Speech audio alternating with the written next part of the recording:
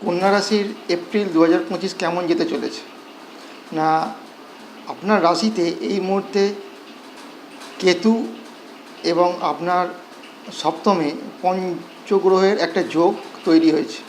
এবং আপনার রাশিতে কেতু থাকলেও যেহেতু আপনার রাশির ওপরে বৃহস্পতিদেবের একটা দৃষ্টি পড়ছে, সেই কারণে তেমন কিছু বড় সমস্যা আপনাকে এই মাসে পড়তে হবে না।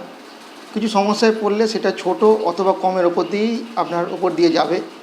এই মাসে আপনার ঘন ঘন মুড সুইং হতে দেখা যেতে পারে, সুতরাং এক্ষেত্রে আপনাকে একটু সতর্ক হতে হবে।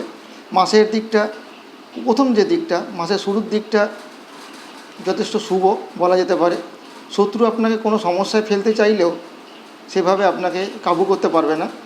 ভাগ্য আপনাকে এই মাসে সাথ দেবে। পার্টনারশিপ বিজনেসের ক্ষেত্রে গ্রোথ এই মাসে যথেষ্ট দেখা যাচ্ছে।